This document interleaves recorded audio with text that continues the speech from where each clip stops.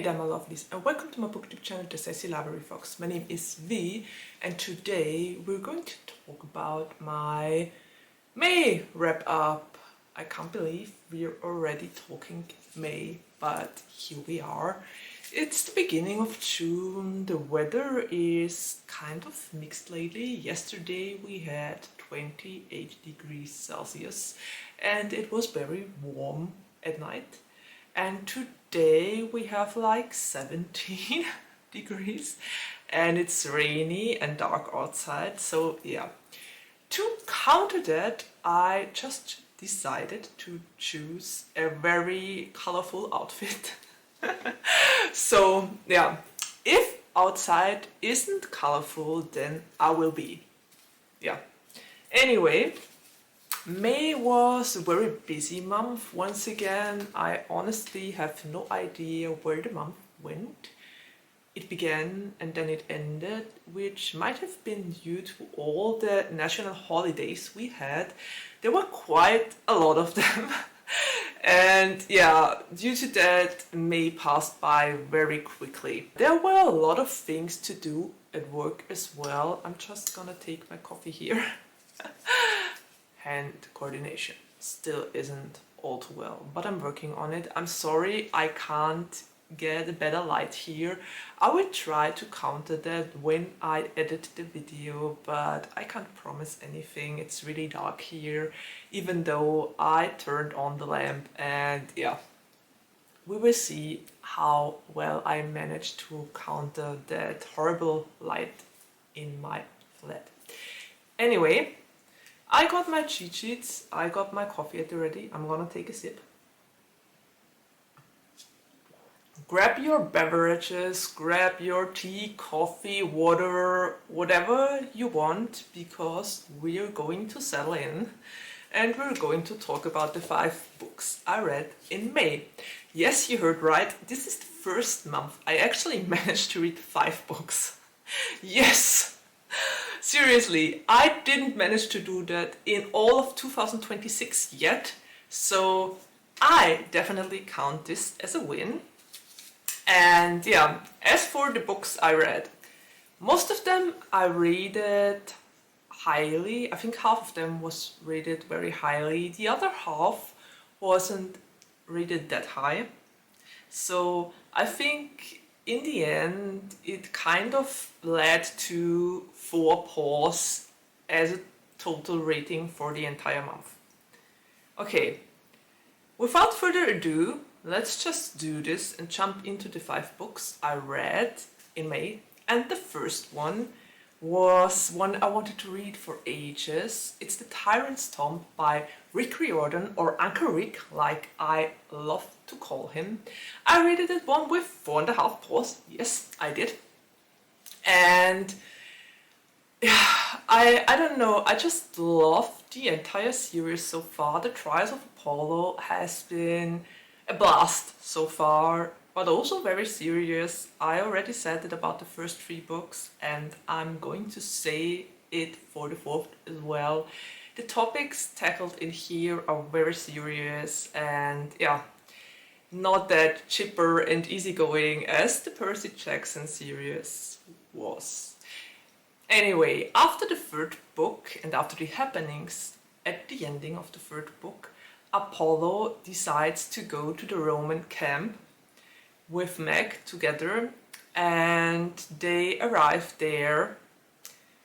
The camp is basically under attack because the emperors want to take it for themselves. And yeah, Apollo is trying to fight them off while also fulfilling a prophecy. And we also have Hazel and Frank and Rainer as cameos and side characters in this one, which I really enjoyed. It was so nice to see Frank and Hazel once again. I also kind of like Rainer. She's a cool bean. She probably would send me a death glare for that, but Rainer is really a nice character. I liked her in the first couple of books as well. So yeah, She was always a side character, and I think she will remain one. But as for the plot, I can't say a lot because I don't want to spoil anything, but let's just say that Apollo's character growth is amazing. I just love his character arc in this series so much. He basically went from, I used to be a god and you gotta do my bidding, to jumping in front of his friends and trying to save them, sacrificing himself for them even. And it's just such a great character arc. I can't emphasize this enough. Apollo is amazing in this series, but also it hurts to read about what he did in the past. In this book, there were many things addressed that he did in his past and that kind of bit him in his behind in this book. And yeah, I still don't agree with Zeus that he had to kick him out of Olympus, but yeah, the character growth is definitely undeniable, and I just love Apollo, and I'm kind of worried what might happen in the last book. I was lucky to finally get the fourth into my greedy fingers. I've been dying to read it, but it was always borrowed from the library, so I was really lucky I got that one and could continue with the series. I hope that I will find the last book soon as well, because I really need to know how this series ends. On the one side, I'm happy about that I'm going to read the final book, but on the other hand, I'm kind of sad that the series is ending. I really enjoyed it a lot. Yeah, I might say I have a smiling and a crying face right now. Okay, enough of that. Cheers and another sip. The second book I read and finished in May was What Feasts at Night by Kingfisher. And it's the second book in the Sworn Soldier series. The first book was What Moves the Dead, and it was some sort of the Fall of the House of Usher retelling. I enjoyed that first one so much. I really loved it and decided I would continue with the series because Alex Easton apparently, has some adventures in other books. I think by now there are 3 or so. Anyway, this was the second one.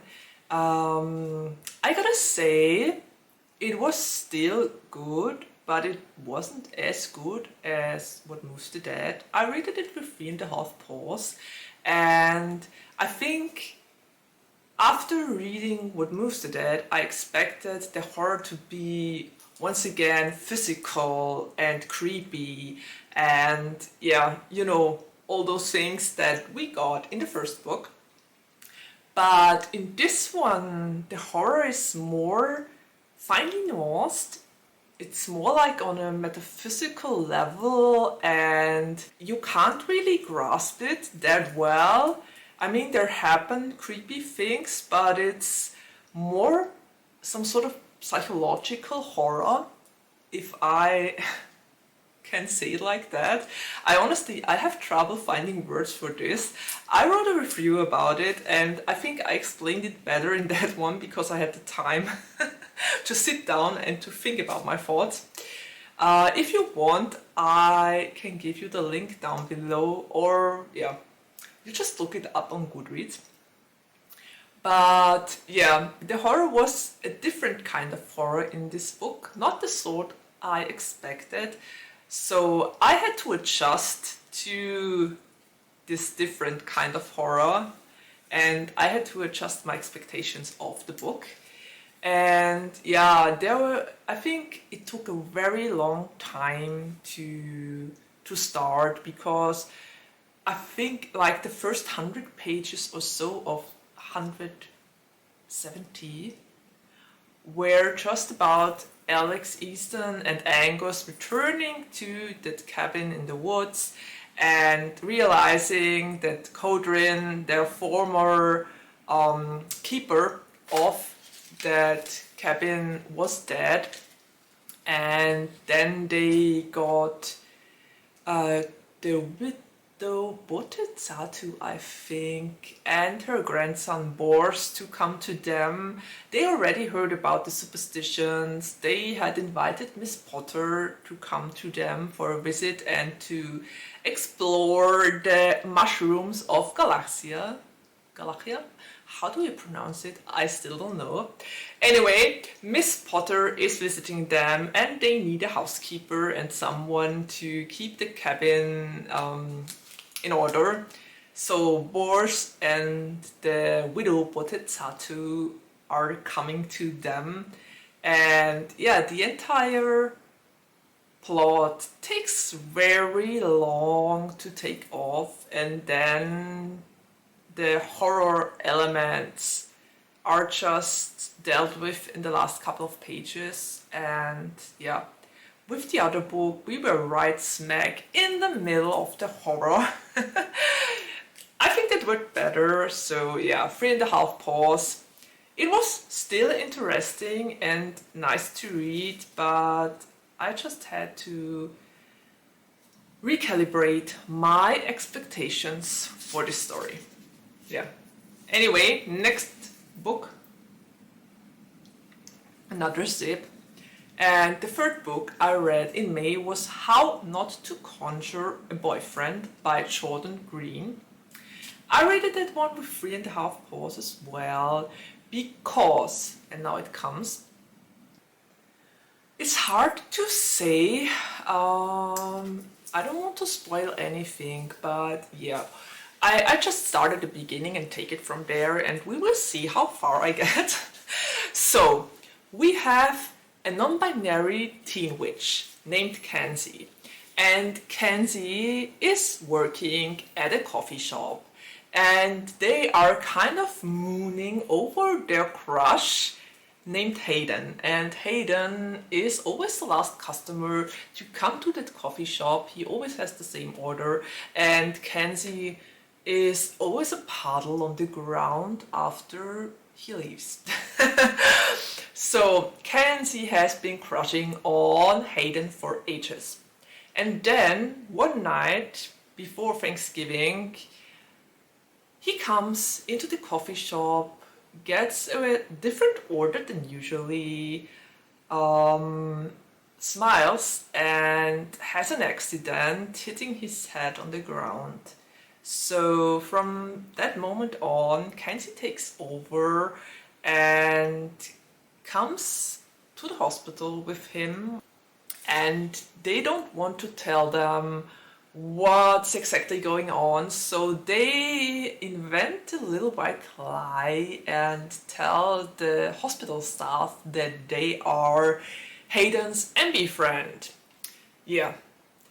But problem is, the entire family of Hayden comes to that hospital room, and the nurse, not knowing it any better, tells them that Kenzie is his MB friend.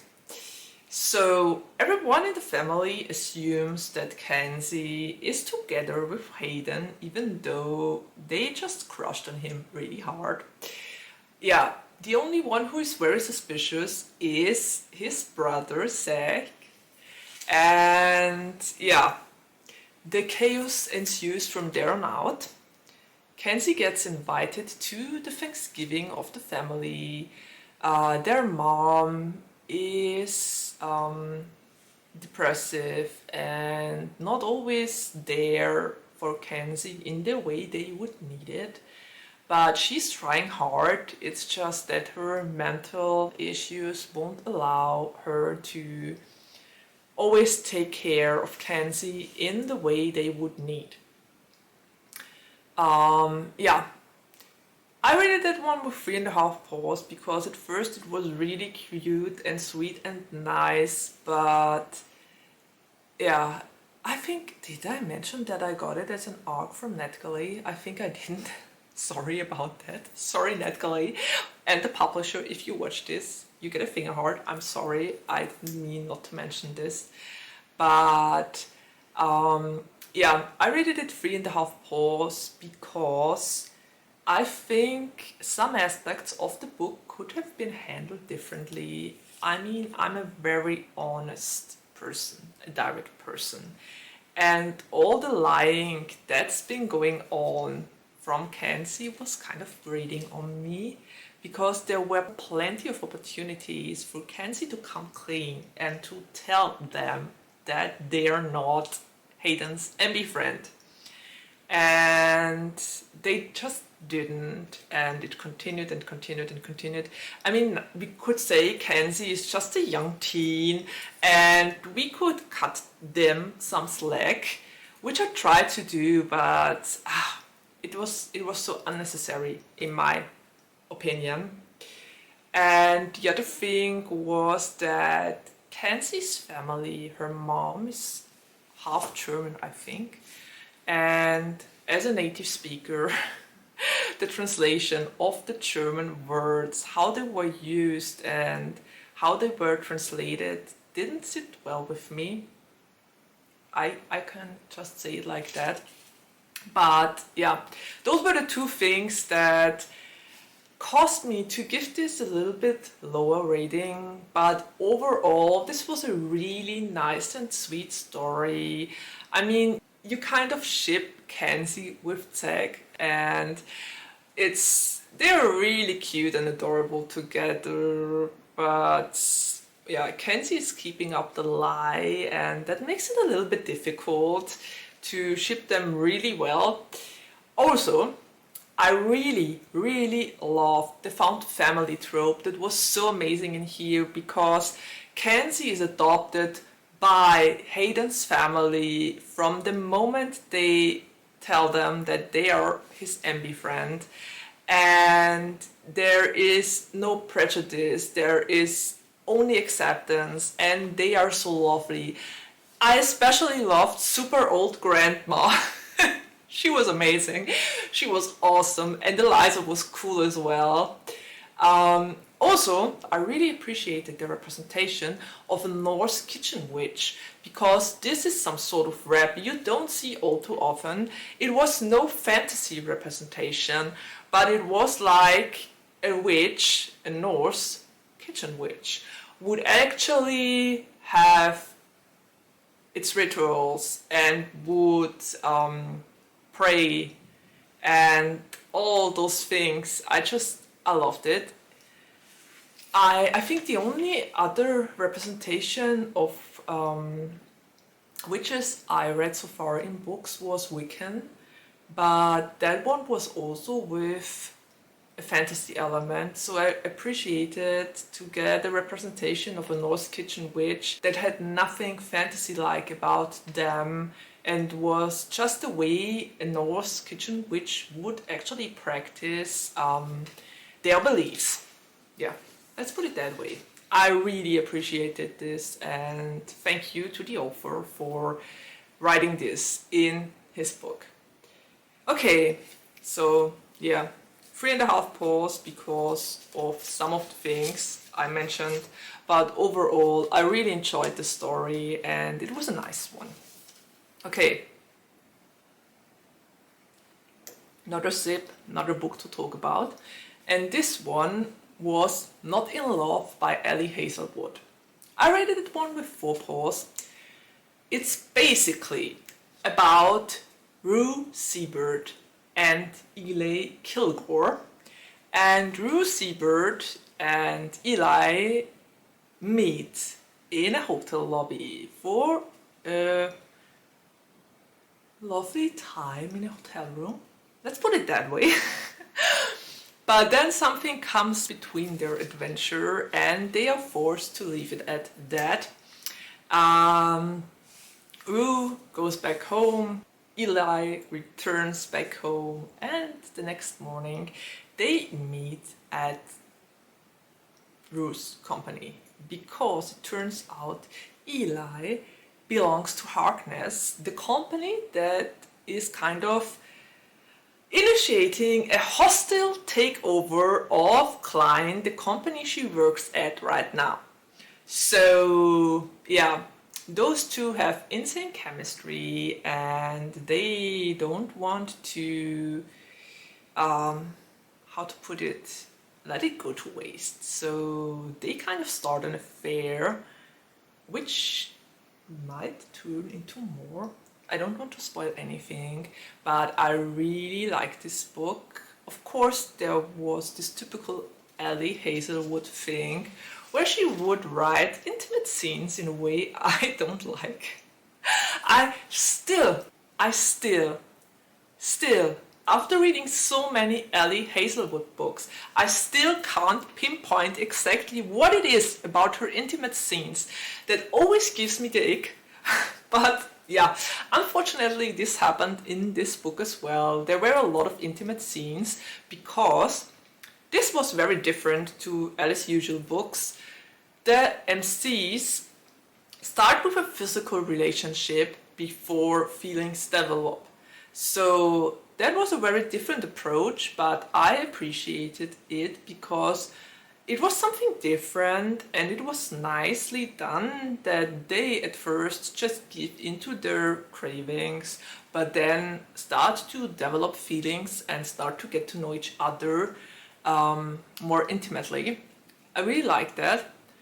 Yeah. As for Rue as a character, I personally really liked Rue because I think she might have been on the autism spectrum. All the things she said, the way she acts with others, her social awkwardness, the way she thinks and how she takes everything as it is and exactly the way people phrase it. Yeah, I personally think Rue was on the spectrum, which was great. It was a different representation we usually don't get, and I think it was the first time Ali Hazelwood wrote a character like this. I don't know if this is truly canon and if Ali Hazelwood acknowledged and confirmed that Rue is on the autism spectrum, but she has a lot of neurodivergent traits that make it kind of obvious for me. Yeah, anyway, if she is not on the autism spectrum, she at least has some very neurodivergent traits. Let's put it that way. And yeah, another thing I really enjoyed about this one was the representation of the found family, because Eli and his sister Maya and his best friends Sul and Hark and yeah, Minami, I think that was her name. They were so great together and they had such a fun family bond and started a company together, and I just loved their dynamic. Also, I personally was a fan of Maya, Eli's sister, and Hark, his best friend. There was some serious chemistry there. I don't know if Ellie will go through with that, but I mean, it was just like a short sentence in the entire book, but yeah, it was enough for me to assume that there might come something our way. Yeah. Anyway, so much to this book. I really enjoyed it. It was nice. It was easy to read. Yeah, I'm sorry to say it, Ali Hazelwood's intimate scenes will never not make me ick. That's a me problem. That's definitely a me problem, not a Ali Hazelwood problem, I think. Anyway, last tip. Last book I read and finished in May, and it was Defy the Night by Brigid Kemmerer. I rated that one with 4.5 paws, and it was so good. Seriously, this book single-handedly made me believe in young adult stories once again. Brigid Kemmerer did something that not many authors manage to do these days. She took some very typical tropes and turned them upside down and into something completely new. And I absolutely love this book because it might have started with a couple of usual tropes, but they were handled differently than usually, and I really loved this.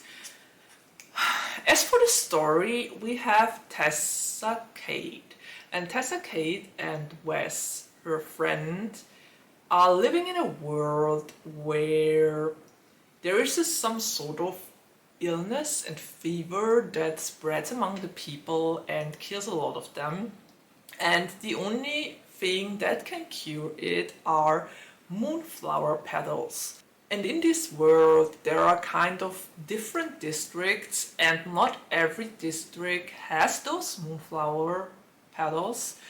They only grow in 2 of those districts, and Tessa and Wes started to steal them from those districts in order to distribute them to the people that can't afford buying them.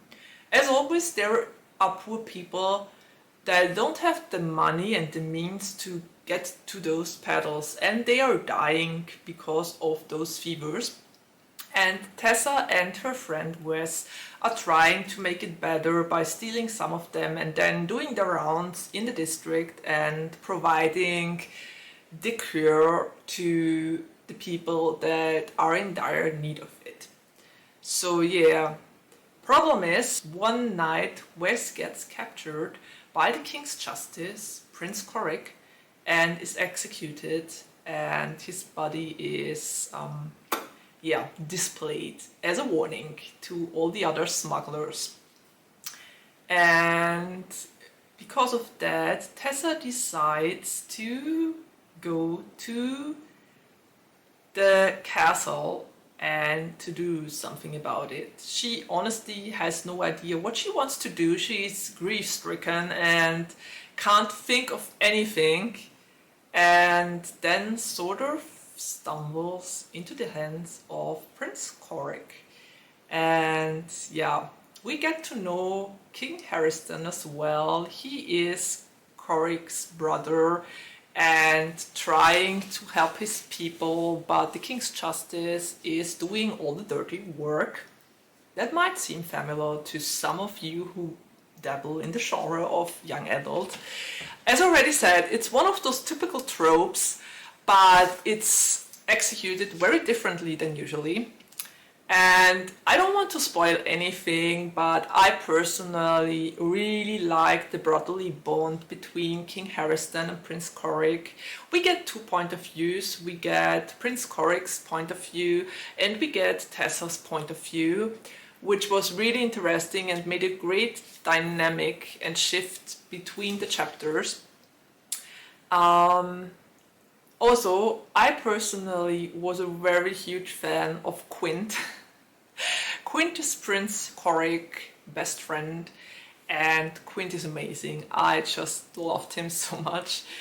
He is the master of the castle, and there's nothing happening without him knowing about it. And he is loyal to a fault.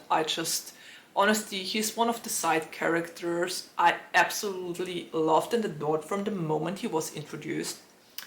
I hope we will see more of Quint in the next book. And I can't wait to read it, because I just finished Defy the Night and I know my library has the second book in the series as well, so I will definitely go there and try to get it, because I need to know how this series continues. It was really great. And with the way it all ended, there are a lot of possibilities in which direction this story could go from there. Okay, so those were the 5 books I read in May. They were all great, all interesting, very different books. I enjoyed reading them all, and I would love to hear if you've read one of those books, if you enjoyed it, if you didn't, what you thought about it, and yeah, also what you read in May. And if you have recommendations for me, just drop them in the comments down below. You know I always answer. And I guess that's it. If you want, You can like, comment, subscribe, whatever you want to do. I would really appreciate it. One like comes a long way.